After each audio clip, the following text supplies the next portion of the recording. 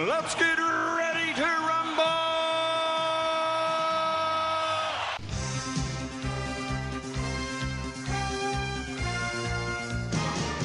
Hello and welcome to Netflix versus Cinema, the podcast that tries to answer that question, Netflix or cinema. At the moment, that is a question that has a very simple answer. Netflix, stay at home. You can't really go anything. You're not going to go and pick at a cinema and ask it to open just so you can watch a film. My name is Tosin. I am your host, based up in the Midlands, somewhere near Coventry. And joining me on the Isle of Wight is Sharon. Hello. And joining me for the first time in our lockdown series on the Isle of Wight is Shaun. Hey. Hi, everyone. Hello. Welcome back home, Shaun. Welcome back. Thank you. Yes, so you've gone back to the island, and I think first and foremost we need to ask: have you spoken to your mum since you left? How's your mum? How's your mum keeping up without you? Yes. She said her hips hurting and all that sort of stuff. No, she's doing fine. She's doing really, really fine, and it's really lucky that I went because things are a bit more relaxed. My sister's actually gone down and sat in the garden, so they've sat outside. So there's feels you can do that now. So that's pretty good. Good stuff. So she's holding up really well. She's a bit worried about this hip thing, saying, "Oh, I hope it's just she doesn't want a hip operation because otherwise she'd be immobilised." But she said, but but no, she's doing well. She's doing all right. I did speak to her about 5 o'clock-ish. So I spoke to her for a little while, about 5 o'clock. Yeah, she's fine. Oh, cool. Well. Send our love, will you?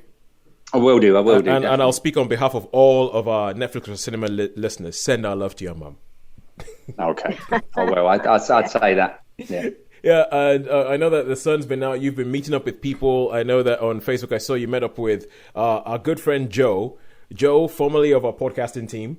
So I saw you having like a cornetto in his garden, and I was kind of like, I was like, oh, that's nice. That's pretty cool. Well, it was. I mean, he's been looking after a bed for me, and I needed a bed, so I needed the thing for the bed. So I sort of texted him and said, "Oh, if you leave it in the front garden, I can put it in my car." And we go. And he was sort of by the front door. I loaded the bed up, and he said, "I'm pretty sure we'd be all right if we went in the back garden." And I said, "Yeah, that'd be nice." So we went, and then we walked around the little shop. But it's quite funny. It was like he took the lead, and I was like straggling behind, and on the way back I took the lead and he was like straggling behind. But yeah, and then we went in the back garden, and we had I sat one end, he sat the other end, and we had the corner, and we spoke about, what did we talk? We just spoke about everything. Spoke about, no, not everything, but we just had a really good laugh. I'm trying to even think what we had a laugh at. Oh yeah, no, I did, but I won't tell you what we had a good laugh at. But it's a bit rude, but yeah, no, it was great, and we had a nice conversation about stuff that was going on and how everyone is, and he sends his love to everybody, and to our friend John as well. You know John, don't you? Yeah, Happy John. Yeah. For regular podcast listeners might hear him, who might have heard of him being spoken about as Happy John. In quite John. Is that ironic or is that ironic or sarcastic? I'm not sure which one it is, but yeah, Happy John he is. Happy John. Well, he comes across as being quite sort of dour, because he's not smiley and he's not laughy, but he's a really lovely, compassionate, warm, lovely guy. Yeah, he is. And so he really is. He's one of those people. He's been reaching out to everyone. He's been calling people. He's been texting them. He's been like doing a walk by so people can have a conversation with a real person. Yeah. He's been amazing actually during this whole lockdown thing. So we call him Happy John sort of ironically, because he's not someone who is like laughing all over his face, but he's this really warm, compassionate guy, and we do value him, even though we may tease him. Yeah, I think he's 20 years from being seen as curmudgeonly. Yeah. Yeah. So hiding, this heart of gold. So I that's think it. Yeah, and he does, we mean it with all affection, and we think he's lovely, but yeah. And he does have moments. He does have moments where he actually chuckles sometimes. He doesn't show it very much, but he sort of do a little chuckle. And he has got a really, really wicked sense of humour, actually, deep down, isn't he? He's quite really. So yeah, we'll big up Happy John. He's one of our pals. Big up Happy John. Big up Happy John. And Sharon, how have you been doing? How's things been going in the last week? Is it same but different? Yes, I think we have to look at the calendar to work out what the date is and what day it is even. we've lost track of all. Time has no meaning anymore. And you think, what have we done today? And you've got all this sort of, to anyone else, it was probably like a load of trivia. Our days are filled with trivial pursuits. We are living trivial pursuits. But, it's, for us, the lockdown has been quite good. We have had no drama and no trauma in our household. So I think we've been, we could be thankful for that. But it's been quite an easy lockdown for us personally. Yeah. And we've been going out. I'm taking my mum actually. We've only just started to go out once a week. Again, we drive around, and if we don't feel it's safe to get out of the car, we don't even get out of the car. Yeah. And if we see someone in the car park we can't park like at least 3 car spaces away, we're like, we won't park here. Yeah. And so we normally go to the back of the white where there's no one about, and we walk along a cliff path where there's literally no one in sight. Because if anybody's been to the Isle of Wight, the Isle of Wight might be isolated, but the West Wight is proper isolated. It's proper, yeah. At night you can see the whole of the Milky Way because there's no light there. There's no one living there. And so we actually ventured somewhere a bit more populous. We actually went to Cows this week for the first time, and we were thinking we're going to risk encountering people, and actually it was fine. Everyone was very safe about their distances. So Mum and I are venturing out into the wider world. Yeah, this week I actually started considering, you're talking about coming up with trivial pursuits and stuff. I started considering coming up with a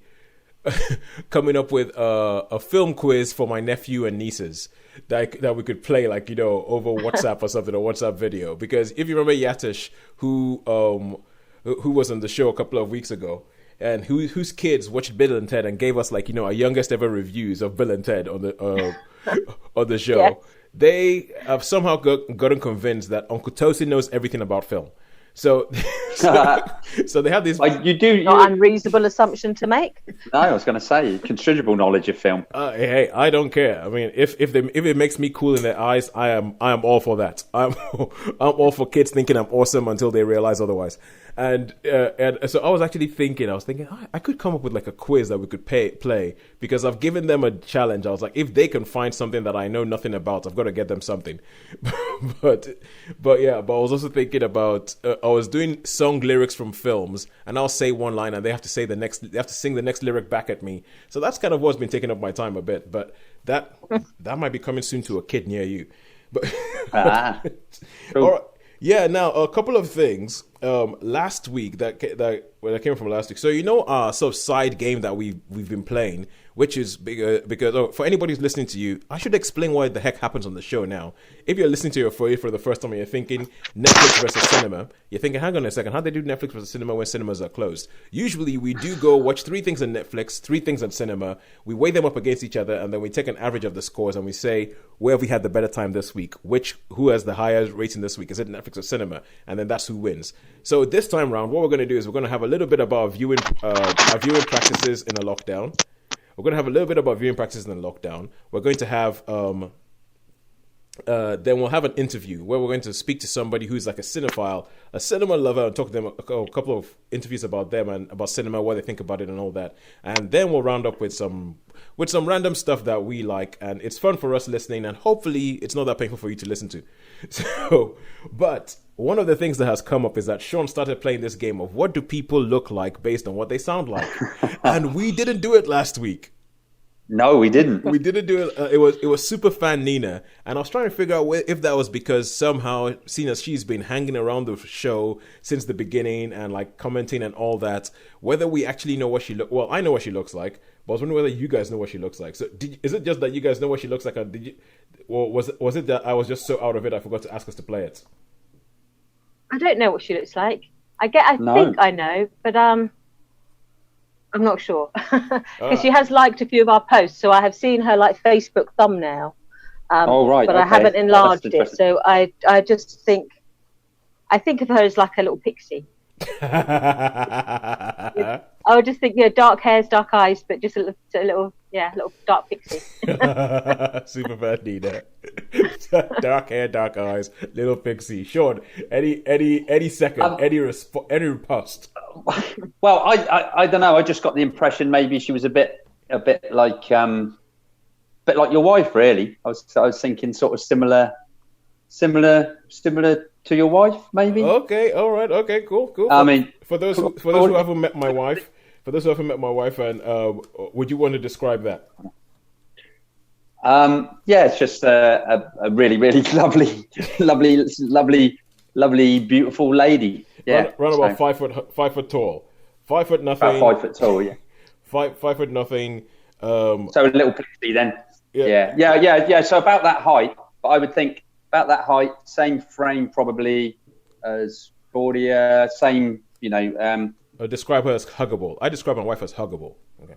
Huggable's good. Yeah. Okay. But I mean, don't really know. So I do apologise if but that's the impression I got. Very similar to maybe slightly taller than Claudia. No, sure. No need to feel bad about it. She's the one who saw your picture and went, "Shaun looks like that." Right. Okay, that's cool. Excellent. Right, cool. I wonder what I'd be interested to know what her first picture. That'd be a good one as well, wouldn't it? It would be a good one. They could do vice versa. I mean, we've kind of ruined it a bit because we started putting those sort of Zoom snippets up on social media. Yeah. So some people do know what we look like, but apart from that, yeah. If anybody is listening to this and you haven't gone onto our social media, you haven't seen any of our Zoom, and you want to have a guess of what it is that we look like, send them in because they're hilarious. They're absolutely hilarious. Sandy eventually got back and.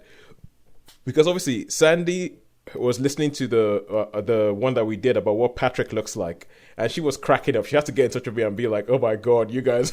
She found it hilarious, especially our descriptions about her.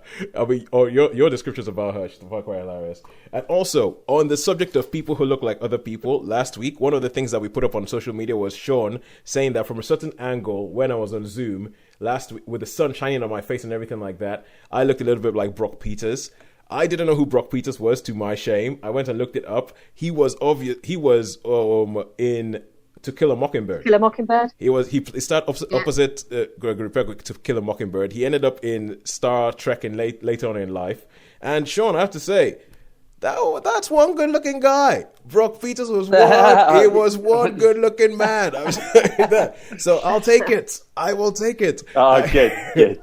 I will take it, and it might be the vanity talking, but Shaun, I totally see what you mean. Yes, I totally look like Brock Peters. I totally see it. Yes, it's just wonderful. And I have to tell you, because obviously I saw pictures of him when he was older, and just before we went on air, we were talking about how when you grow, Yes, it's like we're talking about when you grow older, like how you end up with hair growing up in unhelpful places of your body. And I have to say, like, looking at pictures of Brock Peters when he grew older, if I look like Brock Peters, things look good for me. things do bode well for me. That was Dan that just popped into the picture there. It's my landlord. Yeah, and Shaun's landlord just popped into the picture. Yeah. Just in the back garden, I've had permission to set up a cinema. So an outdoor cinema. So I Sharon's need to invest idea. in a hazmat suit then, so I can come along. Well, there's plenty. Look, can you? Shaun, you've just muted yourself. Oh yeah. I was just going to say. Shaun did. Can you? Yeah, I did. That was me. I put my thumb on the mute button. You got me back now, though, haven't you? Yeah, we got you back. We got you back. I've broken your door, Dan. So, Shaun, I'll tell you what, right? I'll tell you what. Seeing as we came up with the idea of drive-in cinemas, so I don't see why you shouldn't benefit from it. I mean, set up a screen. I know, that's what I thought. Yeah, set up a screen, charge some tickets, get people to stand at a distance. It is a big enough garden to do that. You've got a nice sized garden there, yeah. I know. I was going to say that people could bring seats, and it's sort of got a nice slope on it, so it's like so you could put seats, you could distance yourself, and I might get one of those golfing. Actually, I might get one of those golfing tents. You know, the ones with the clear cellophane thing that can go around them. I can zip myself in. Have fun, and I'll be fine. Oh, good stuff, man. Good stuff. Oh, Shaun, you've just given me an idea. You give me an idea for a house that I'm looking at, that I'm hoping to live in someday.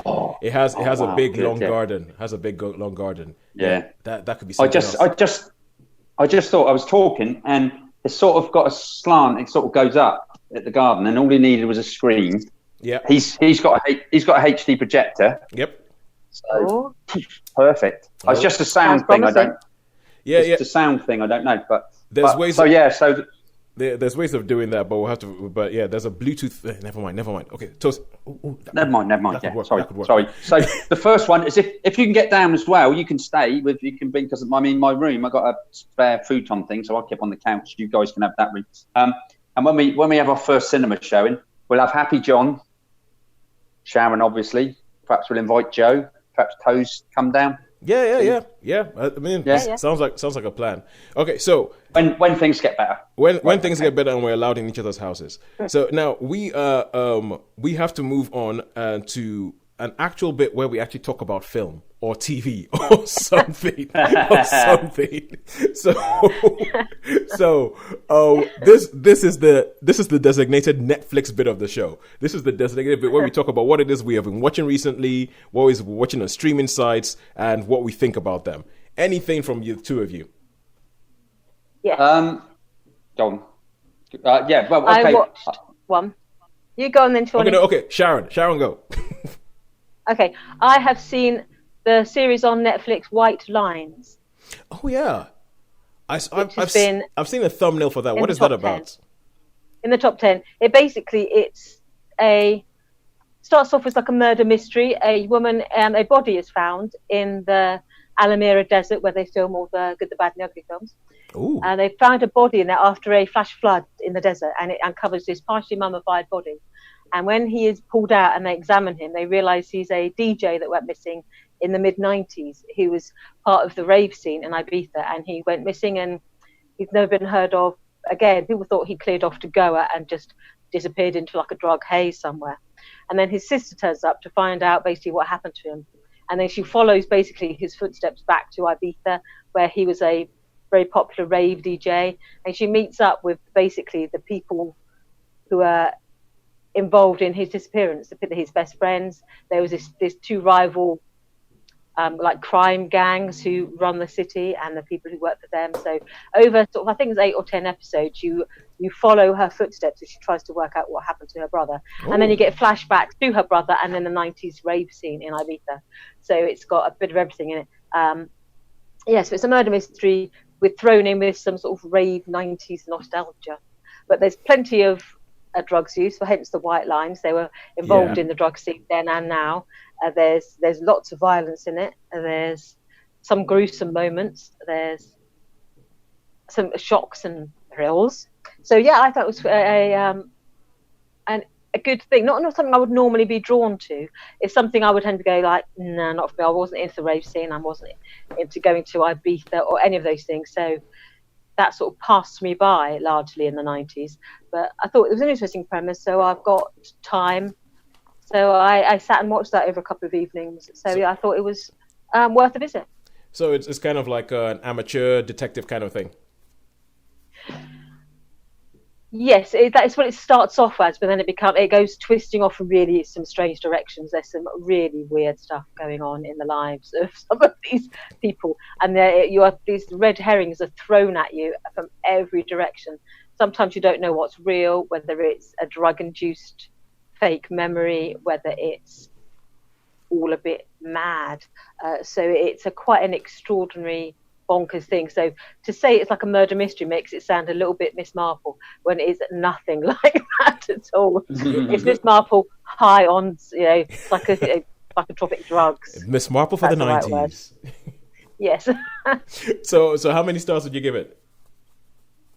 I enjoyed it. Yeah, I thought it was well worth the watch. Very sweary, very violent, lots of drugs misuse. So watch with caution, but I would say it was a 4.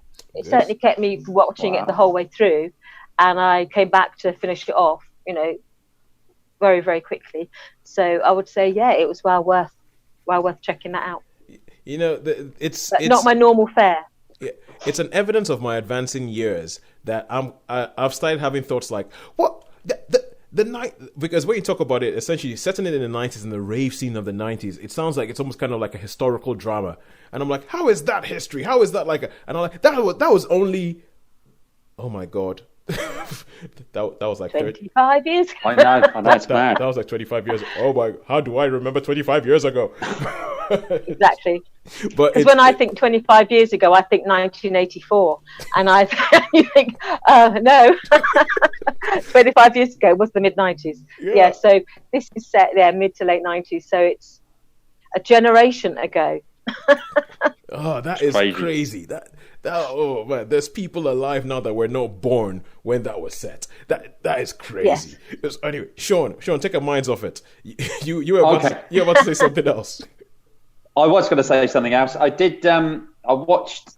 The only thing I've rewatched. I rewatched Avengers Endgame on TV. Yep. And I did actually sit down. I mean, I can't rate it yet because it hasn't finished. But I watched 2 episodes of a thing called on Netflix. It was. I watched it with the landlord. Funny enough, was it something heist? I don't know exactly what it was, but Money Heist. Recommended it. Money Heist. Yeah, Money yeah. Heist. It's in Spanish, right? That's a Spanish TV. That's show. a Spanish. Yeah. Well, it's dubbed English, but yeah, the Spanish show. Yeah, that's it.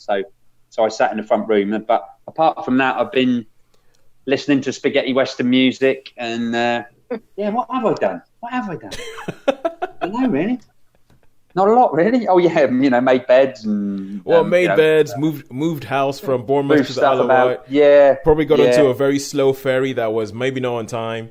That's it. Yeah, that's it. Yeah, exactly. No, I'm just trying to think. That's mad. What have I actually done? Oh yeah, probably just sort of getting sorted out, really. And I do reacclimatized. Yeah, and I do seem to find because I haven't got a TV rigged up or nothing like that, I seem to spend a lot more time on my laptop. Yep. Looking at YouTube Premium. YouTube. Yeah, I've got YouTube Premium, but I think I might. It's not really. I mean, it's a lot of money, isn't it? So it came out. It's like £11.95, and because I forgot to cancel the subscription. So that's a lot of.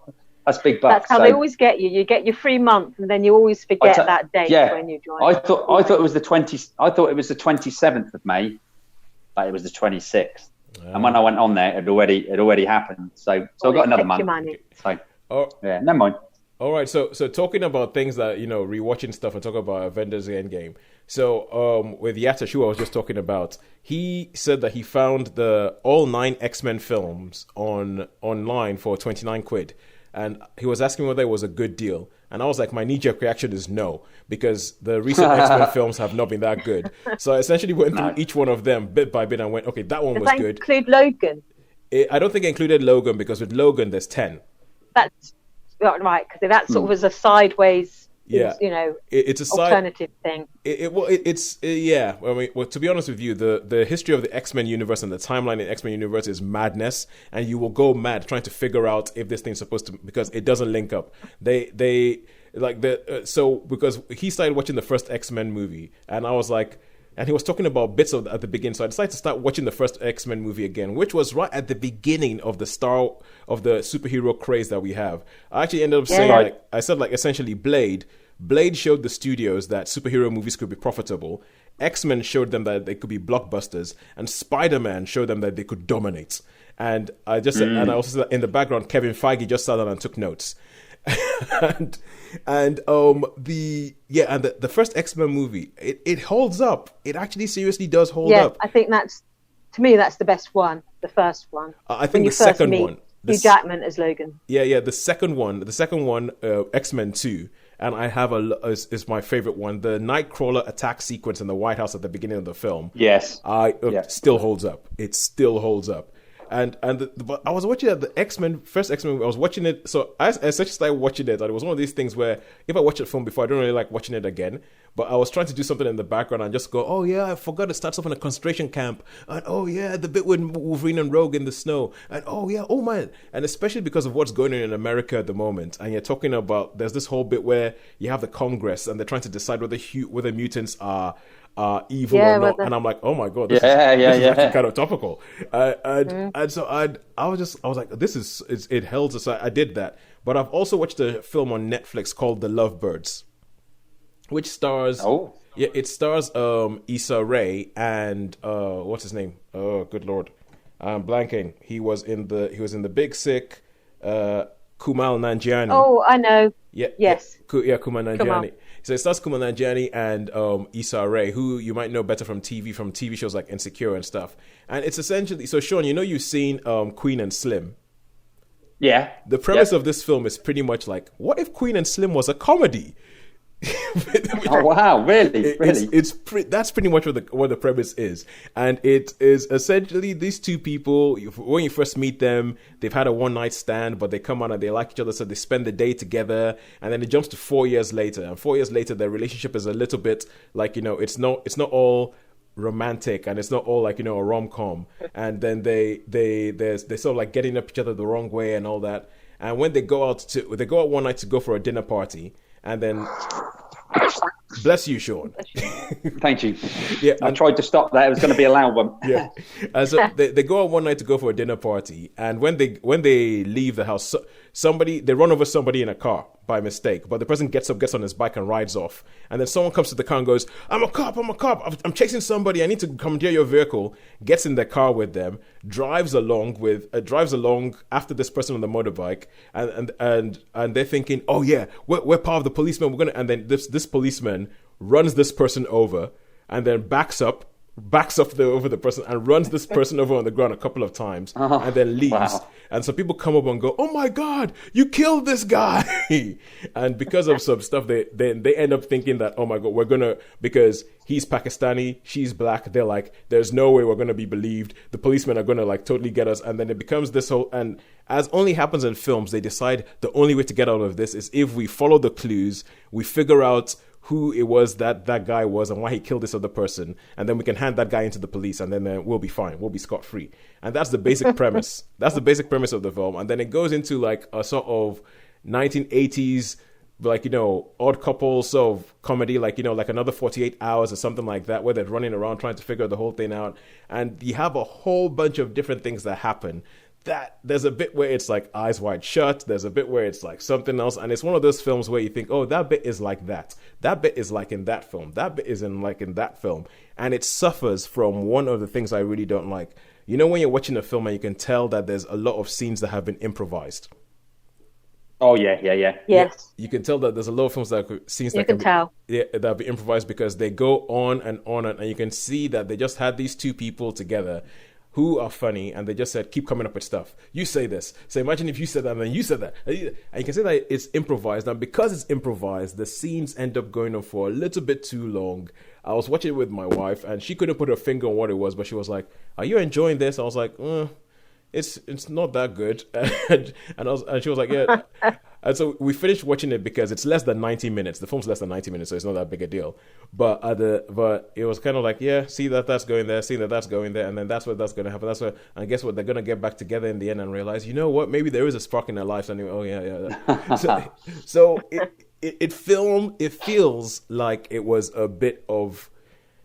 And I say this knowing that it's not an easy thing to make a film. It's not an easy thing to make a film. And anybody who manages to make a film, it's even if it's a bad film, it is quite a big effort to make the film. It feels like a bit of a lazy film.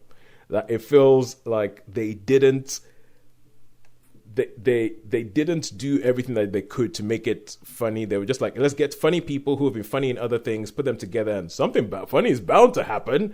And I'm like, no, it really isn't. It's not even like one of those things where the people look like they're having fun, but the audience isn't. It just doesn't really seem to hold together. So I would have to give the Lovebirds a 2 out of 5. Oh, okay. Ooh. Yeah. I mean, I like Issa Rae a lot. Kumail Nanjiani, I like him in bits. I'm still not sure. I feel like when you give him too much to do in a film, his energy and his shtick wear very, very thin on me. But yeah. So I would have to give that a 2 out of 5. All right, cool. Ooh, that's really low, isn't it? That's low. We've had a low one like that for a while. I think we've been a bit more choosy about what we watch. So it was one of those. It was literally one of those. That's on there. Shall we go? Shall we chance it? Yeah, let's chance it. Let's see what happens. Now we get onto the cinema side of the show. As I said previously, cinemas are not around at the moment, so what we're doing is we're celebrating cinema. We're asking somebody 4 main questions, which are, what was the first film you ever saw at the cinema? What was the last film you saw before the lockdown started? what do you think the point of going to the cinema is? Why is it a thing? Why do we keep going? And finally, what are you most looking forward to seeing when cinemas reopen? This week, we have a good friend of mine, Aroon Baskaradas. We were actually roommates we met at the first day at uni together. We were roommates in the first year at uni together, and we have been friends ever since. Love Aroon, love what he had to say, and here's what he did. Good morning, Mr. Baskaradas. Good morning, buddy. How are you? I'm doing good. How are you? Sorry, I meant Dr. Baskaradas. Yeah, not too bad. So, first of all, I just wanted to say thank you and welcome to the Netflix versus Cinema interview.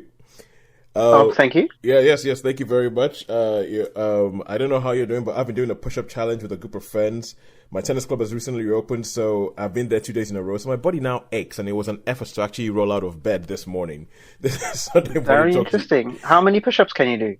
In a row. In a row, I think I can just about get to 12. And then I can take a break, go do it. So what I've been doing, because this push-up challenge, it's supposed to be for something called Headspace. Yes. Yeah, and it's like a fundraiser. So a friend of mine was doing it, and I said, okay, I'm not going to do much fundraising, but I'll help contribute to your total, because they give you a target every day. So yeah. So and on they have like all this long list of things that you can do on their website of how to do push-ups, and they say like space it out across the day. So I'll do I'll wake up in the morning, I'll do 10, then I'll do some work, then maybe in another 2 hours I'll do another 10. And so that's good. Yeah, and so over the course of a day, I think the most I have done has been 45 so far. I've only been doing it for about 2 or 3 days. But but then the tennis club reopened because obviously the government just released the lockdown restrictions. So, and tennis is one of the few things and I play tennis quite regularly. So went there, I've been been at the club 2 days in a row, and that plus push-ups mean that at the moment I feel okay when I'm doing random things, when I'm moving. But if I stop and sit down, I'm like, ow. Yes, it's those twinges when you're least expecting it. Or if I lie down, I'm like, ooh. I'm thinking, well, this will be good. When my body heals from this, it's going to be good because my body will be in a better shape. But at the moment, it's a little bit... It's a little bit... Yes, it's like a superhero workout. Exactly. Yeah, I bet you that there was a lot of pain before Robert Downey Jr. or Chris Hemsworth looked like they did. So, the 300 workout was meant to be one of the best ones, where the guy's flipping tires for tractors. Yes, yeah, and there's no way you can tell me that does not look like pain. But it's funny. So, but enough about me. Now we're here to talk about you. And it's funny that you've already spoken up and you've brought up some stuff about superheroes, which I feel which I think might feature a bit in what we're about to talk about. Oh, it might. Given that's my favorite film genre. Yeah, favorite film genre. Okay, so tell me, this isn't part of one of the questions, but I'm just going. So, how did superheroes become your favorite film genre? Like, round about when did it kick in? Ooh, good question. I guess I've always been, as a kid, you always play with superhero toys. But what I've been most interested as I've grown, God, I hate to use the word older, but as you mature and you still enjoy these things, you think, why the hell am I still interested in Batman and Superman? And I think I'm fascinated by the concept of duality, good versus evil, the concept of superheroes having two identities. Some of them choose to merge the two, some of them choose to keep the two separate. Mm-hmm. And in some superheroes movies they turn bad. In others there's like a mirror image. Like in Iron Man, there's a bad Iron Man, Ironmonger. There's the duality concept keeps popping up, so I find that fascinating. Also, I think they make great role models. Like growing up, apart from your own parents and close family, sometimes superheroes are the biggest and most prominent role model you have in your life. About you should be good to people, and evil will find its place. So I think it's very inspiring. That's why I like superhero movies. And also it's mindless. You can just tune in, shut out the world and just enjoy it. I love the fact you've just gone, whoa, actually, yeah, is this deep thing, constructive thing and everything? Oh, and it's also mindless. So it is both deep and mindless. Yes, exactly. Because You were talking about it, and you were talking about this deep thing, and I was like, you was like, as I've grown older, I've wondered why am I still into this? I never wondered that. I just went, yay, he can fly! Yay, something flew up! Oh, and they have the gadgets. They have gadgets and cars. Yay, he punched him in the face! Yeah! Although it's funny that you say that, because I think and I know, is this an interview or a therapy session? But it's funny how often it becomes both. It's funny how it becomes both. I know definitely for me it's a bit of therapy with the fact that we don't have cinemas around at the moment. So it is a bit of therapy. It's kind of like, okay, it's good. No, the more I speak to people, the more I think it's too important. They won't let it die. It's gonna come back. It's gonna come back in some form. And so to be honest with you, for me, it's a little bit of therapy in that I just sort of getting to see different points of view and asking people questions and hearing answers that I never expected will come out, like what you just said about superheroes. But I know that at the moment we're living in, people overuse the term golden age of fill in the blank, the golden age of TV, golden age of although I think this is a bit of let's say an important age for superhero movies. Yeah. And I think there's going to be a lot of stuff written about it and a lot of stuff written about why superhero movies became as big as they are now. And I think a big part of it is the fact that they are never really just about somebody punching somebody else in the face. And the good superhero movies realize that and make them about something else. So it's maybe there's a vacuum right now. How do you mean? The point I made about role models. Yep. I mean, who do you look up to in the world? In the political scene? Not sure. Okay, Anyway, let's veer away from politics. Yeah, exactly. I was going to be like, this is a rabbit hole we might want to steer away from. It's like, I'll say, good point, well made, but we might want to steer away from that particular rabbit hole, especially when you see what country most of the superheroes come from and who are so let's just not go there. But I think that's a big thing. It's like for instance, the fact that, especially because most of the big superheroes nowadays are written by, they come from the stable or come from the line of Stan Lee and Marvel and all that. I remember, it's a bit like what you're saying about being a kid. I remember as a kid, growing up in Nigeria, we didn't get that many comic books, or we could never follow a comic book storyline because you would get one issue and then you didn't have a clue what the next issue you would get with. So there's storylines that have cliffhangers that I have never resolved. I never knew what happened. And all we know is even to this day. To this day, I don't know. There's storylines that I do not know what happened. I don't know whether Spider-Man got out of that thing. I don't know whether he got the girl. I don't know.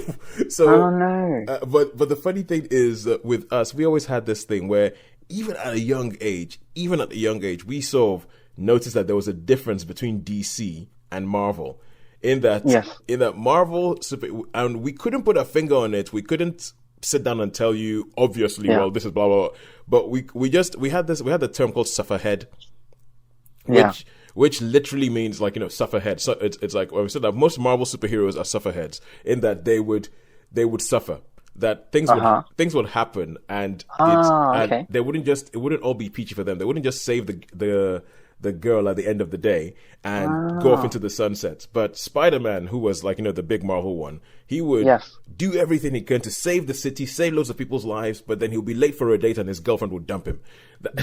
So they were real and had vulnerability. And they had like real, and this is something that we noticed even as kids, that they had something about them that they still had bills to pay. They still had all these things. It was very rare in the Marvel world that you had like superheroes who just seem to be able to afford these lifestyles and have really no consequences. And I think it's because of that sort of like social issue thing weaving into it is what I think, like when we were kids, a lot of people are tuning into without realizing. But they could relate to it. But anyway, enough of me talking now. It's about you. It's about me asking you questions. So let's go into the questions that we actually have to ask. Number one. Yes, absolutely. Tell us the story of the first time you ever went to the cinema. So I'm going to tell you about two movies. Yep. Because obviously I'm Sri Lankan by origin. Mm-hmm. So I'm going to tell you about the first Sri Lankan movie I watched and the first English movie I watched. Yeah. I think the Sri Lankan movie pipped it to the post. I think I must have been about 7 or 8. Yep. And one evening my parents were like, "Oh, let's go watch a Sri Lankan film." And I was like, alarm bells ringing, because Dragon films are 3 hours long. I was like, I can't even go to the fridge to get a snack if we're in a cinema. So how old are you at this point? I think I was 7. Okay, yeah. And I was like, okay. And they were like, yeah, it's a big screen. There's great atmosphere, lights. It'll be an experience. And I was like, okay, we'll go for it. And went there, and the movie was actually not too bad. I did find it fascinating. More interesting was the people, the hustle bustle when I went and sat down. All people from all walks of life coming along. Some people, you know, the gangs of guys at the back there to scope out the chicks as well as the movie. There was the families trying to have some family time. There was, you know, groups of girls. And, you know, it was just interesting to see society come together. Yeah. All for these 3 hours to watch it. And I remember that, and I thought that was really interesting. On a technical note, it was brilliant. It was, you know, loud music, song. Everyone really enjoyed themselves. I do remember it being really cringy when the love scenes came on, because we couldn't fast forward it. So there I was in between my parents, and, you know, the actor and the actress smooching, and I'm like, where do I look? Like, what do I do?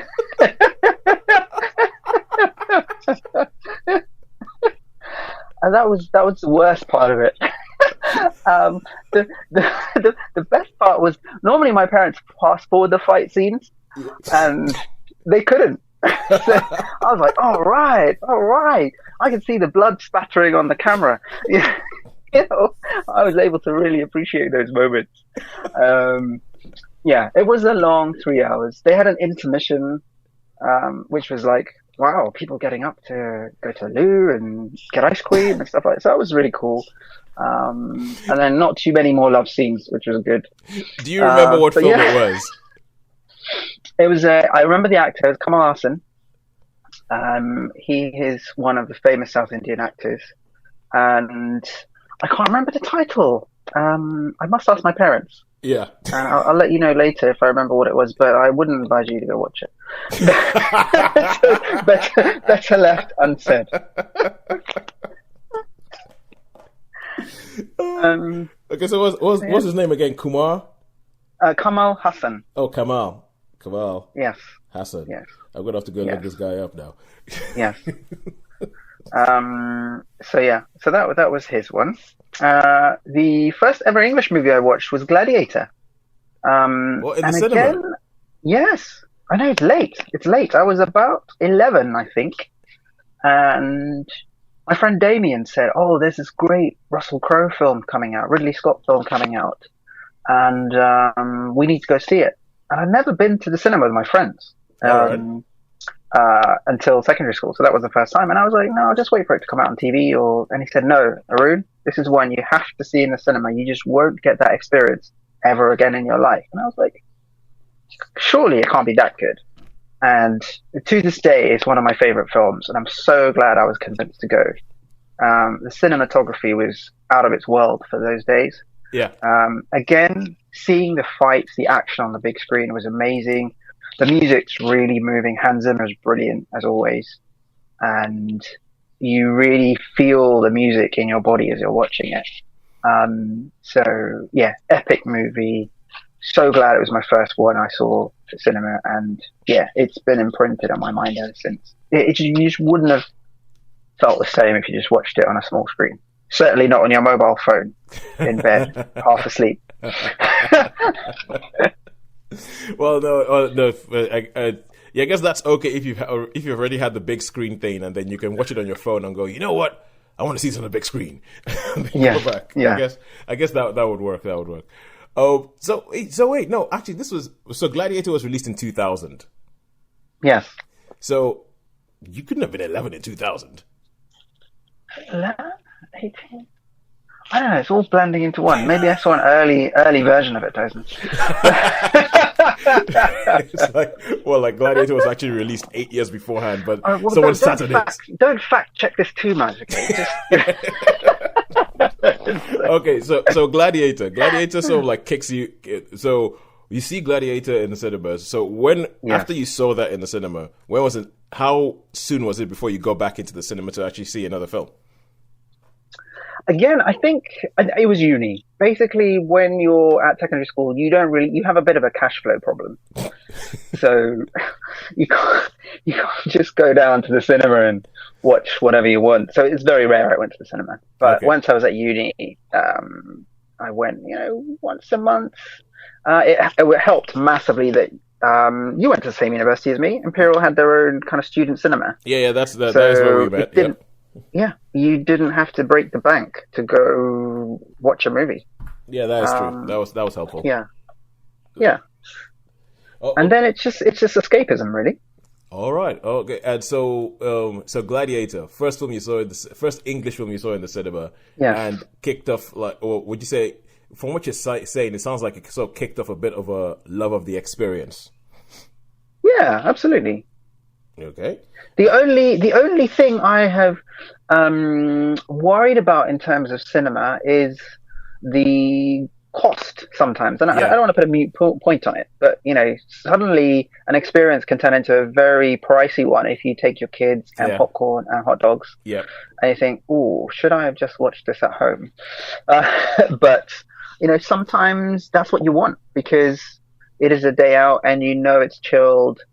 And you don't have to work too hard, and it's so much more than just watching it on your TV. So there's pros and cons.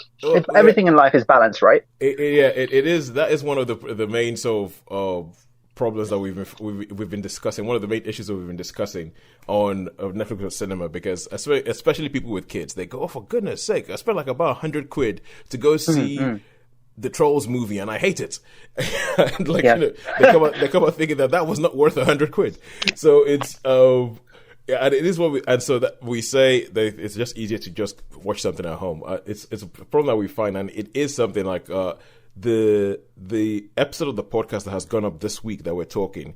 The lady in it, Sandy, she's talking about that. And she's saying that when cinemas do come back, that they do have to up their game.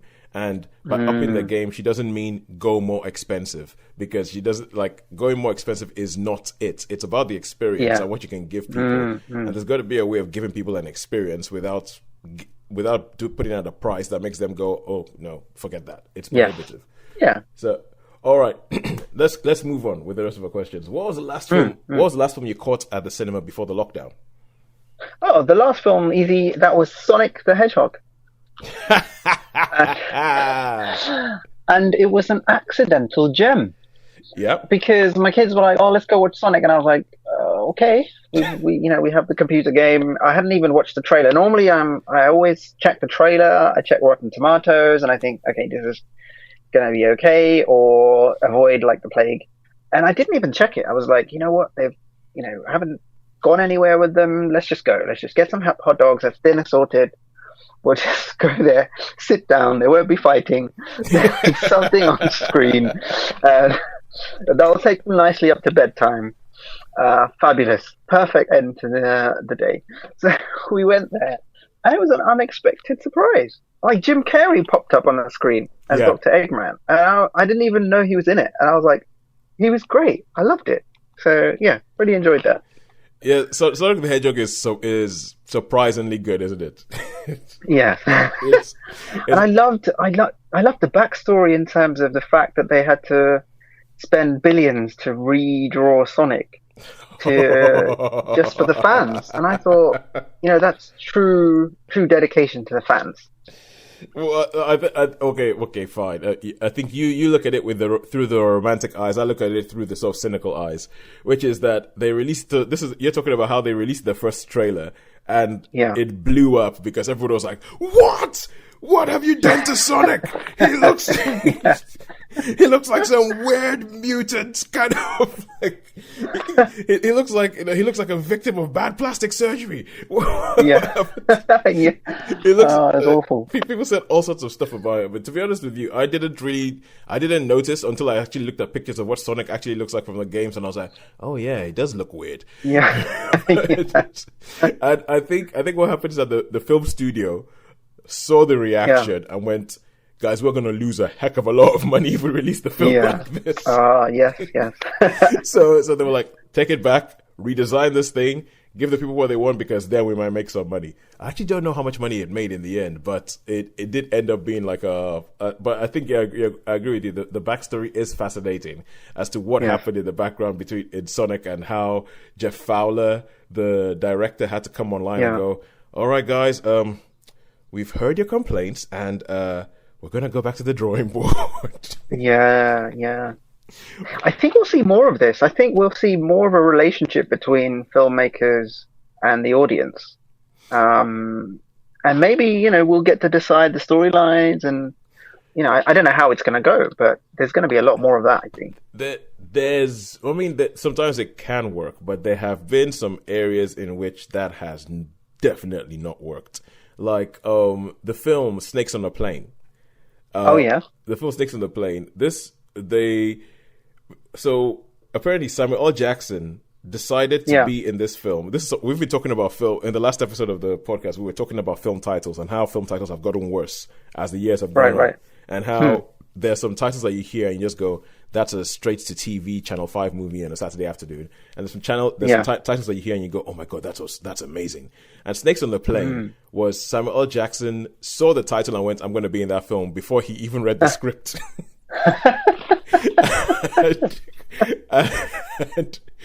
and the film became so big that there were all these online forums, and this was days before Facebook. Wait, it was an Avengers prequel, right?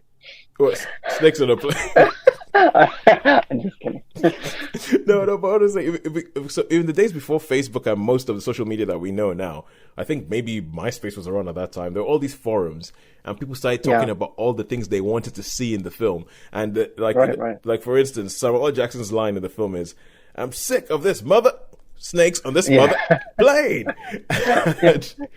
and that was a line that there was a poll that said, "I want to hear Samuel L. Jackson say this line." And so they started putting all these things into the film that people had been talking about before the film actually released. And then they released the film and the film bombed. So all the people who had been saying, "I want to see this, I want to see this, I want to see this," did not go to see the film. And there's an argument that the last Star Wars movie, Rise of Skywalker, suffered from the same thing.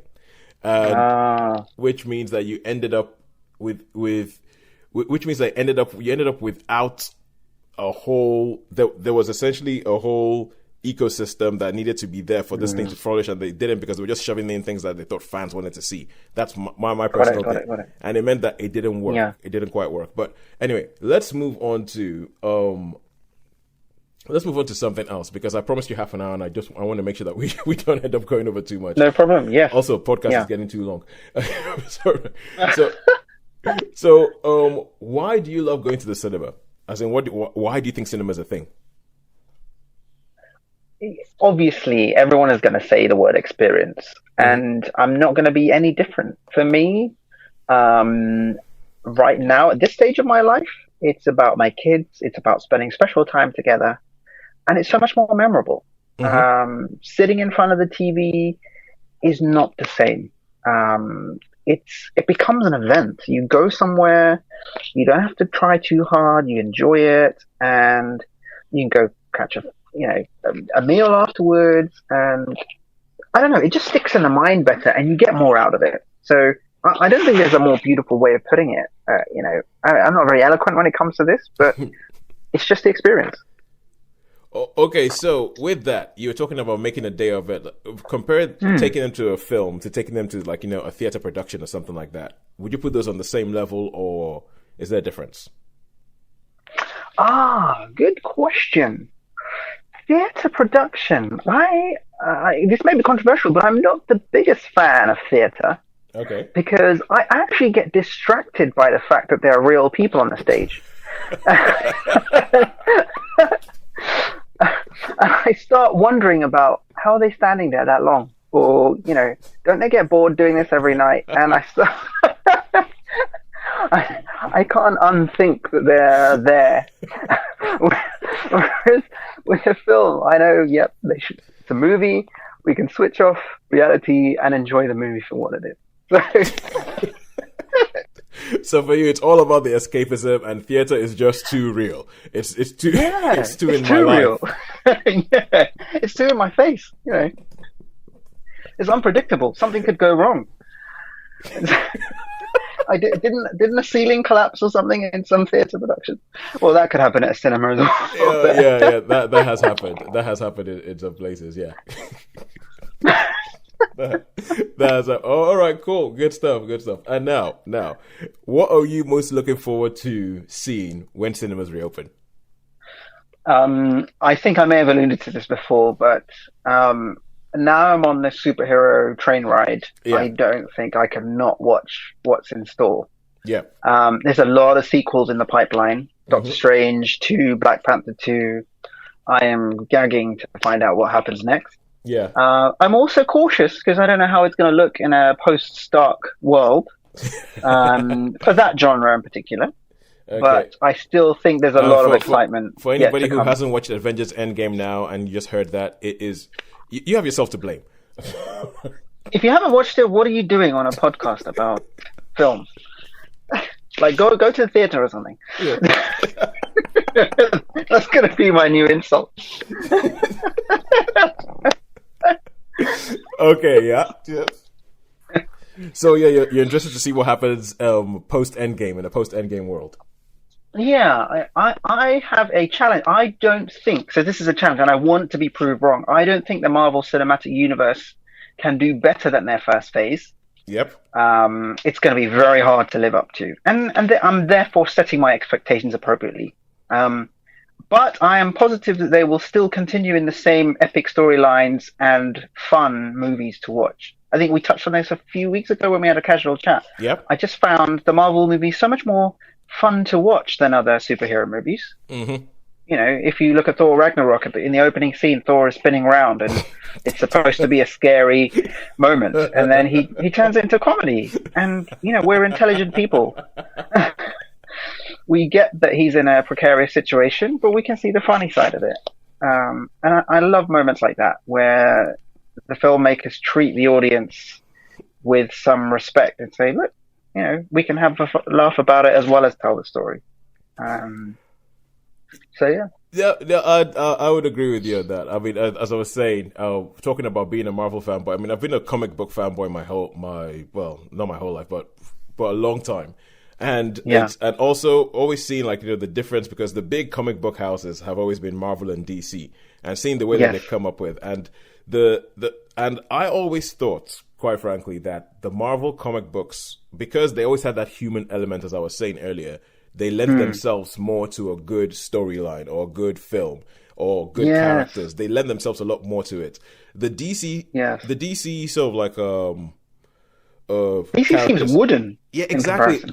I think they were always meant to be like archetypes as opposed to real people. Yeah. They were meant to be like, sort of like iconic, sort of like Superman standing there with his chest out and the S and the sun shining behind him. That is like, an archetype or an ideal or something, but it's not necessarily a person. And and they've started doing more stuff to sort of like go, okay, what the hell is it like to actually be somebody like Superman, to be surrounded by everybody who is so much less powerful than you, but still you don't take advantage of it. What kind of mentality means that you are that kind of person? They started doing more of that, but I don't think when Superman was first created, that wasn't at the heart of it.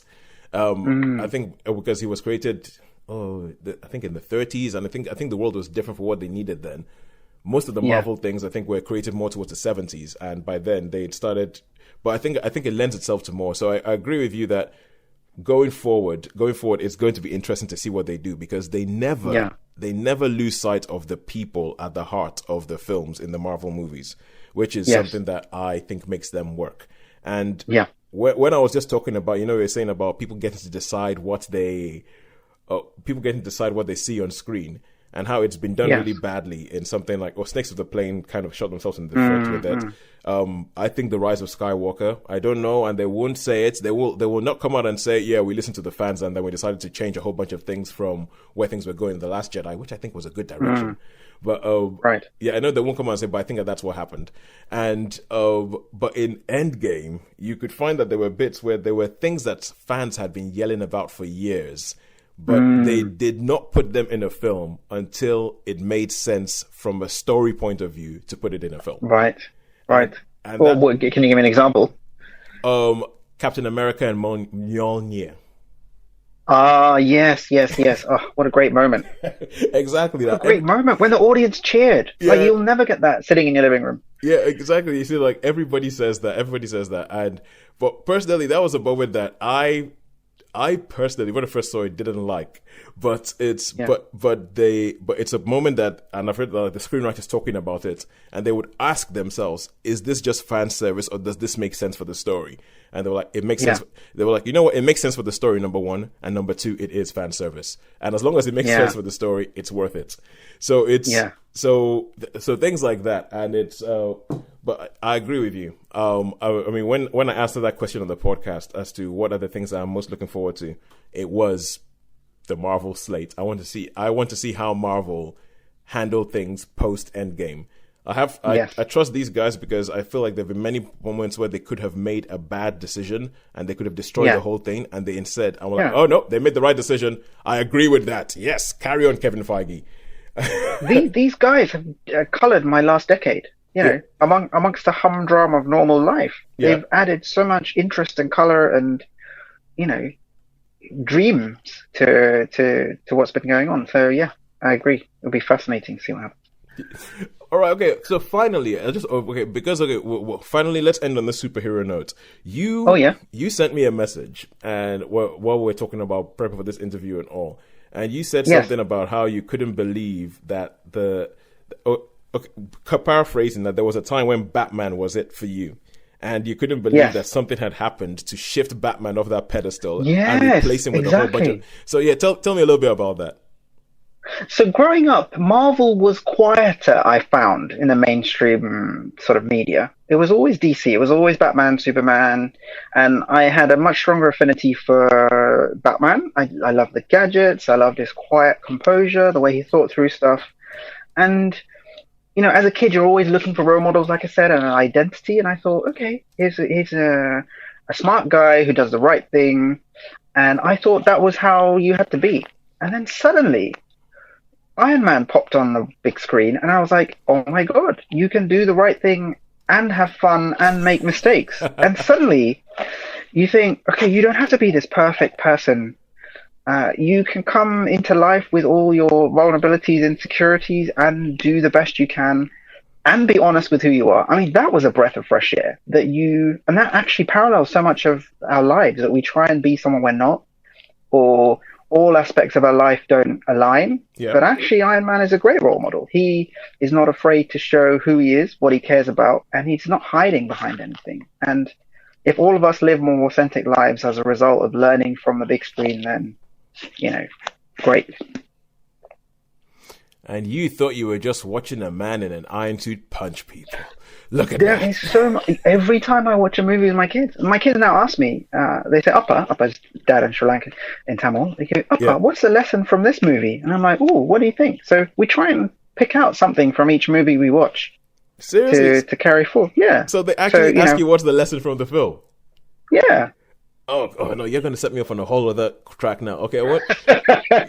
I want to know what film was totally irredeemable that you watched with them and you were thinking there's absolutely no lesson we can take from this whatsoever. The lesson, kids, is don't watch bad films. Last night we watched Megamind. A Oh, bit yeah. of a stretch. A bit of a stretch in terms of a lesson. Because it's, in a nutshell, it's about two kids that grow up, both superheroes. One's a bad guy, one's a good guy. Yeah. And they grow up battling each other forever. And then the good guy decides he's had enough, he's bored of this life and disappears. And the bad guy's suddenly like, Megamind, he's like, what do I do now? There's no good guys to fight. So Yeah. he creates a good guy to fight. And then he goes rogue, and then he realizes that he has to become nice to save the world. He has to become the good guy because the good guy he Yeah. created has now become the bad guy. Exactly. So and I said to the guys, it just means that you don't have to stick to what you've always done to. You can always adapt. And if you need to change the plan, you can. And he teams up with other people. And I said, look, you know, sometimes you have to work together as well. So even in that movie, there was a lesson there hidden and they understood it. And, you know, this is how I kid myself. We can watch more movies together. Yes, it's parenting by proxy. If some good comes out of all these years of watching movies together, and you know, some of my morals came from movies. So in a weird way, I guess I'm just passing that on to them. Yeah. That there's something to be learned from everything. Yeah. All right, cool. As I say with almost everybody that we've interviewed so far, I'm like, I think we're gonna have to get you back for another run because I really want to dig into this. And now I've you've made me think that I've got to come around and do like Uncle Tosin's moral movie night. I'm gonna pick for moral movie night. Yes. Do you remember in our ancestors in the caves? They passed on stuff. Stories around the campfire. Right? Like we actually had a TV show in Nigeria called Tales by Moonlight, and it was all about that. It was about an auntie sitting down and telling stories to a whole bunch of kids outside the village hut. Man, they should bring that show back. Yeah. And this time, hopefully, they finish the storyline. Okay. Actually, wait. What can I think of? Yeah, essentially, the TV schedules in Nigeria were all over the shop. So you never knew where you were coming into a TV show or anything. It was... Yeah, so there are very few things that I got to see the end of the storyline for. The worst was a TV show called Thunder Sub. It was originally a Japanese cartoon, which was dubbed into English. And nobody in Nigeria ever saw what we thought was the final episode. There would always, you would go through this whole thing, you would figure it out, you piece it together, and then you had this one where you had the good guys in space going against the bad guy battleship. And every episode of Thunder Sub ended up with the lines "to be continued," and then they square up to each other, and this is the whole thing that you've been building up to for a year. It says "to be continued," and then you tune in the next day. Well, let's see the big fight, and then it goes back to episode 1, and this happened, and nobody that I know has ever seen the final episode, and I've been searching for this thing for years. Don't know how it ended. Don't know how Thunder Sub ended. Okay, maybe I'll try and find out for you one day.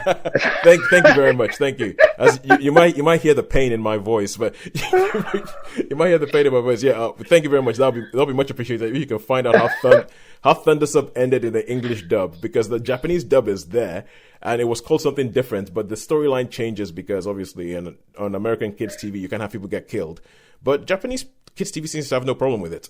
So. But anyway, Aroon, thank you so much for coming on. A pleasure. Yeah, thanks. Until the next time. And when we're allowed to get back into cinemas, let's see whether we can get some Marvel. Sounds great, mate. Sounds great. And thanks for listening to me and enjoying my therapy session. Hey, it's what we're here for. It is what we're here for. Now that there's no cinemas out there, we need to get through this thing together. Together, exactly. All right, thanks. Listen, thank you again. Thank you for inviting me. Take care. Bye. Once again, thank you, Aroon, for being on the show. So, Shaun, Sharon, what did you think of what Aroon had to say? Yeah, I like. He likes his superhero stuff. Yeah, I mean, he does like his superhero stuff. Yeah, and of course that's right up my street when you're talking about the comics and things as well. Because another thing I was thinking of is you've got like Marvel, DC. In Marvel, they're actual places, so like New York, San Francisco, whereas in the DC you've got like Gotham and Metropolis, and so they're different names as well of cities. They're sort of made up cities. So, and I think you nailed it when you said that they're just straight superheroes really that do good things. It's pretty much good and bad, black and white. Whereas Marvel, they were just kind of like archetypes. Archetypes. So I mean that was really interesting, and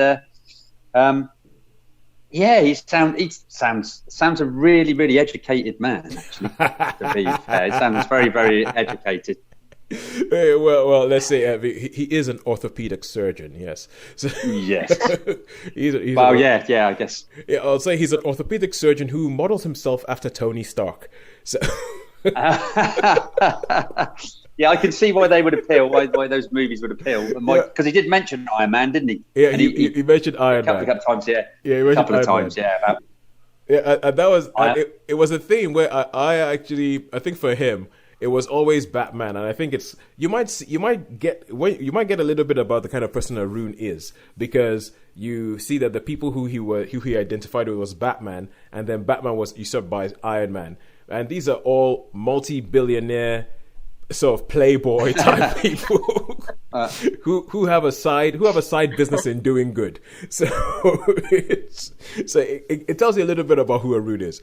And but I think that one of the funny things that he said that I thought was quite funny was when he talked about the fact that when Iron Man came on, Iron Man sort of pushed Batman out of his out of his reckoning as the number one superhero, which he never thought would happen. And it was because it was a superhero who actually enjoyed being a superhero, which seems to tell a lot about the Marvel world, and why the Marvel world, I think, has been so successful is there's a sense of joy about it. There's a sense of, oh my God, yeah, this is fun.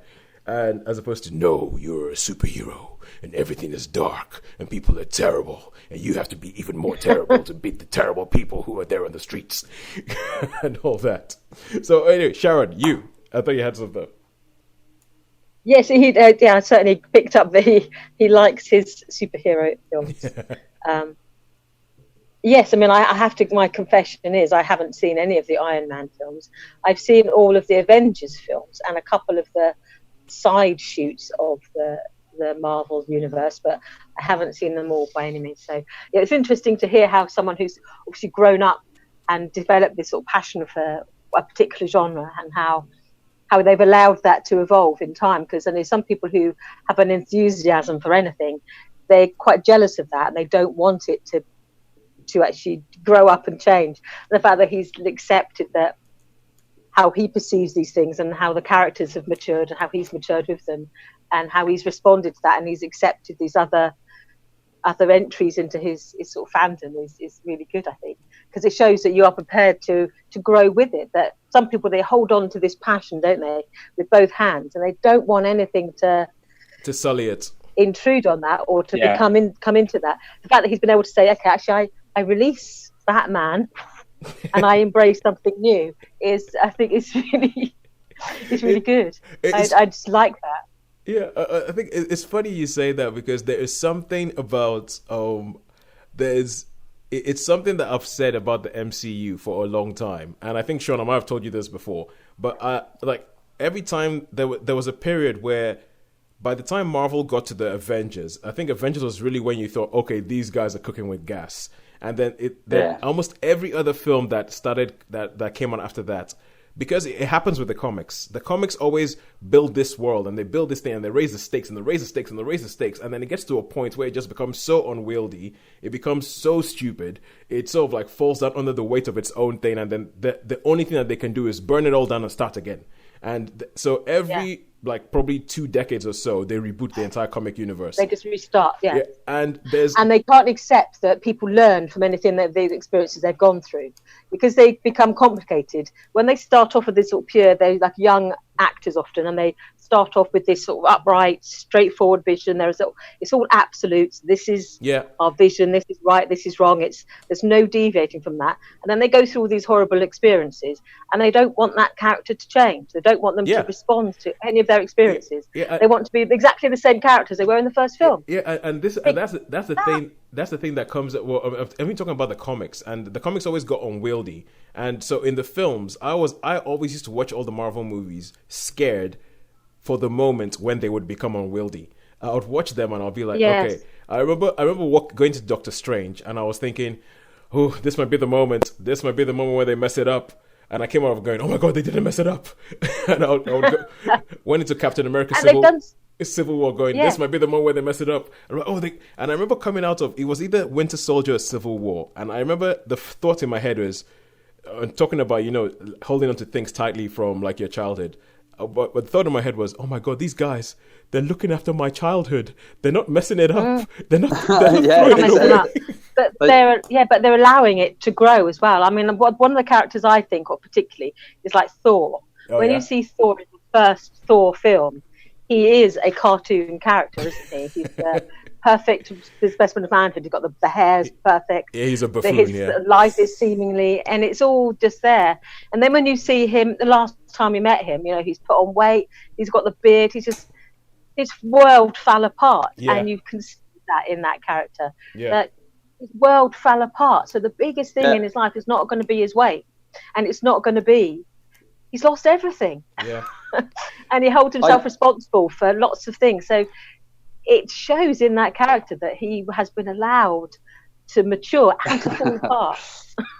Have you come to fix? I love that bit. Have you come to fix the? You come to fix the cable? Hey, Thor, that young kid, super kid, he's giving me grief on the. Listen, if I'm going to come down there, and that was. He's just playing video games, isn't he? Yeah. His life has come down to that. He's drinking, he's eating, and he's just playing games with his mates.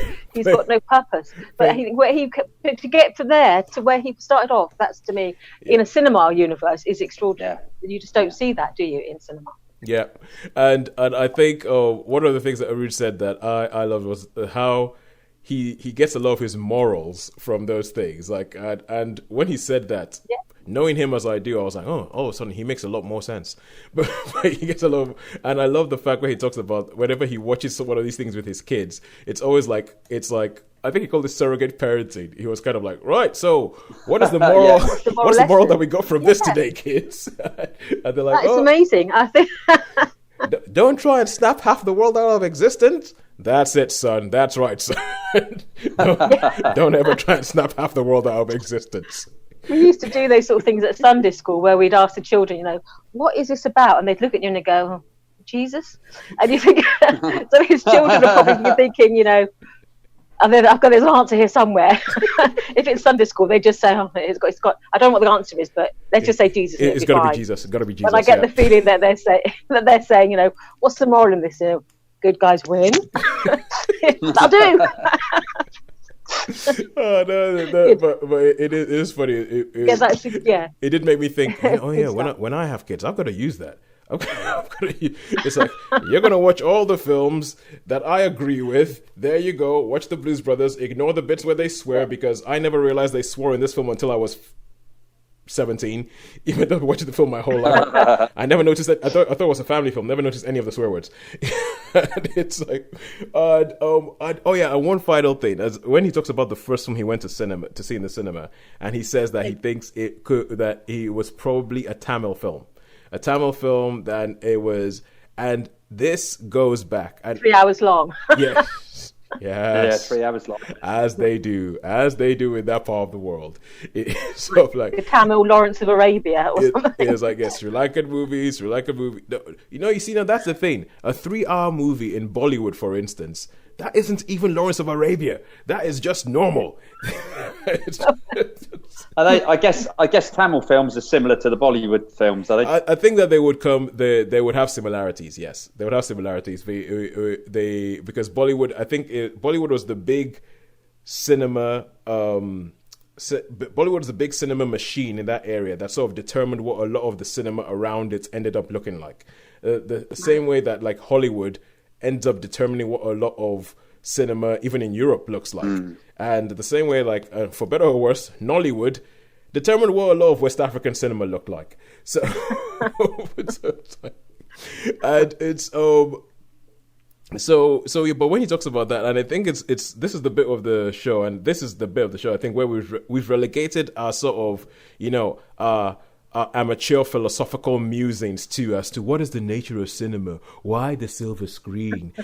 I know that, but this is I think just the idea that cinema became this thing for a community that could feel misplaced in a place like London. So you have all these people, they're Tamil, they come around, this is where they can have their language, and they can come around something that is a film that represents their culture back to them. And when he's describing everybody coming around and the whole community and everything, for me, that is, and I might be romanticizing the hell out of it, but for me, that is just a beautiful, beautiful thing that cinema can provide, where a whole bunch of people can come together. And I think recently it's been coming to a home a lot more to me, where coming from a country that was colonized by another country, how it was stupid that we got to the point where we started seeing our own language as less than the language of the people who colonized us. So people would actually be like, people would be like, oh no, you shouldn't learn that language. This language will get you further in life.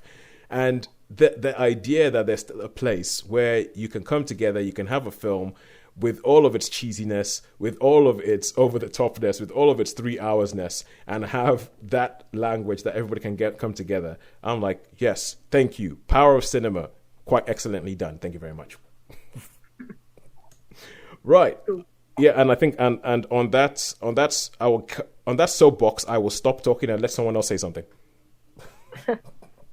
Well, I think we can't top that, so I'll change the subject slightly to say about his first Western experience of cinema in Gladiator. Oh yeah. So I think sometimes if you have a film that's sort of powerful, has that impact on you, then it does change the way you see cinema. And I think where he says that was almost a turning point, wasn't it, when he was at university and money was tight, but you didn't necessarily think, let's blow my budget on going to cinema. But a film like that, you think sometimes a cinema experience can change the way you experience film. Yeah. Fundamentally, the way you could say, actually, I couldn't have missed that experience. It would have been a completely different experience of the film had I not seen it in that way. And I think every now and then you get a film like that where you think you had to see that in this format. Definitely. You had to be here to see that.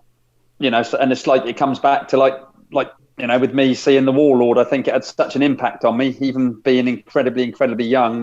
That's probably what stirred my love of the cinema, I should think. So. And the music was part of it, where you have that surround of the sound of. Oh yeah, I did. In Gladiator, it has an impact as well, doesn't it? Which you can't replicate. It's quite funny in the opening shot of Gladiator. I think I mentioned this before anyway, but when they're fighting in the Hurkton Forest against the Germanic tribes, there's actually they use the chants from the film Zulu in that. So you actually listen, and it wasn't until I sort of read about it, I thought, and I listened. So you ever watch the beginning where they're in the forest? And the old Germans, and it's and it's from Zulu, and it actually says, is it Cameron that made it? It says, no, it's Ridley Scott. Ridley Scott, yeah, I know, it's similar. They could be brothers. They do. I don't know which one. I mean, I think, aliens, whatever. But anyway, so music definitely makes a difference, and it's really funny you were saying about that, Sharon, because I just mentioned The Warlord. I actually played that today on the computer in the room I was working in. Just the start of it goes do do do do do do do do. I just thought, this is brilliant. I had that really loud. In your back, yeah. and it was, but I mean, because no one was about, there was no one around. So, but then there was someone said, "Oh, that's really loud." After that, I put on Ecstasy of Gold with the, like. And it's like with those big opera singers, and I had the windows open, and I forgot. And someone said, "That's really loud. They can hear it over the other side in Morrison's." Okay, so now this is the kind of thing that makes me wish that this is probably our way of getting around not having the rights for all this music. Just have Shaun recreate it. Have Shaun, yeah. Shaun, good, quick, do a theremin. Yes. Go. Midden Planet. What else? Yeah, that's to use that, didn't it? I got one here. I could make up one with electrical thing, couldn't I? That's a theremin, yeah. Theremin, theremin. I think it's what they use for the Star Trek theme tune. Yeah, that's right. I think, and I think the Beach Boys used it a lot, didn't they? Yeah. It does sound very Beach Boysy. All right, cool. Yeah. So once again, thank you very much, Aroon, for coming on the show. Thank you very much for letting us interrogate you and letting us talk about your things. Awesome stuff. And now we get on to the thorny question of what do we think he looks like based on his voice, or what do you guys think he looks like based on his voice? So, what do you think a very sort of like highly educated person who models himself on Tony Stark would look like? Okay, for me, fairly tall, 6 foot, maybe 6 foot-ish, 6'1", maybe quite tall, quite lithe and athletic, I guess. Okay. So short hair, probably clean shaven. Yeah, I would think somewhere around about that, maybe a little bit square jawed, something like that. Yeah. Okay. Okay. Sharon. I had him more of a, and obviously I don't know, I haven't got many sort of Tamil friends, so obviously bearing in mind his ethnicity, I would say obviously sort of black hair, but yeah, I would have it sort of cropped short, clean shaven, but I would have him more of a slim, compact build. I would say more like 5'7", 5'8", quite slim, just neat looking. I imagine him that he'd be quite tidy in his appearance and quite tidy in his mannerisms. I think he sounds quite controlled, doesn't he? He's very thoughtful about stuff. He's a surgeon, so to me it sounds like he would be quite controlled and therefore quite tidy. So that can be the opposite of some people, because everyone thinks I'm very tidy when in fact I'm incredibly untidy. Oh, good so you can't get a lot. But so maybe he isn't short. No. Yeah, I reckon you Not must be short, but, you I know, reckon you must but, be you know, close, just- Sharon. Honestly, this is absolutely uncanny. This is absolutely uncanny. You guys are pretty much nailing him. I mean, honestly, you're pretty much nailing him. Oh wow, it's so crazy that, because when you talk about the tidiness thing, right? That was actually a big thing for us when we shared a room in our first year at uni. Was the fact that his side of the room was always immaculate, and my side of the room always looked like a bomb had hit it. So much so that he was kind of like, dude, why is it like that? I was like, what are you talking about? And it's a thing that till today we still talk about. And I think it's funny that you say that. At the fact that, Shaun, you said the clean shaven thing. Oh my God. One of the things that we still talk about till today, is that I remember when I think about Aroon, it's about us being in a house in the first year. And okay, people listening to this will not see this, but you guys will see it on the Zoom call. And it's that it's just walking out. It's walking out of our room, and he was walking out of the shared bathroom that we had in halls at that time. And Aroon just coming out, and just sort of going like this, rubbing his chin, going, yeah, the perfect shave. Yeah, and it essentially rubbing his chin for like the perfect shave. And I'm sure he never said this, but in my head, and this is the way I will always remember it, even though it probably never happened. He went smooth. So yeah, like that. So I will let him know that he has cultivated an image in which his voice sounds exactly like it. Oh, that is uncanny. That is absolutely uncanny. I'm sorry. That's like my favorite one we've done so far, because I'm like, good Lord, you guys nailed him. All right. May not happen again. It may not happen again. It may not, but I couldn't even wait a week. I had to tell you guys now that this is blowing my mind. It's absolutely blowing my mind. All right, cool. Until next week, when I might actually have finished watching Noughts and Crosses. And let's see, I think there's two things I'm trying to watch at the moment that I want to feed back on. I want to feed back on Noughts and Crosses, and I've been delving into Apple TV Plus. So this is Apple. Okay. Yeah, so this is Apple's streaming service that is like a rival. It was supposed to be like a rival to Netflix and Disney Plus and all this sort of stuff. Been watching a show called The Morning Show, which was their big show. And I have to finish watching the season, and then I can review that. But I've been delving into Apple TV Plus and all that. And is there anything else you guys want to say before we leave? No, not really. All right. Hopefully I'll start getting back into watching things. So see a few bits and bobs. Shaun, all I ask is that when you start building that cinema screen in the backyard, you just take pictures of the stage, build by build, and you let us see. And you let us see them. Yeah. That's all I ask. If you do nothing in the next week but build that backyard cinema, that sunken organ pit, so it can rise up with a flourish. Right. And the curtains come back. Rise out of the flower bed amongst the geraniums. Like Captain Nemo in the Nautilus, that sort of. Or like the thing off of Monty Python. Now for something completely different. Yeah, if that's all you do in the next week, you would have achieved more than I can hope to achieve in the next week. So until such time as that, it's a goodbye from me. Goodbye from me. And a goodbye from me.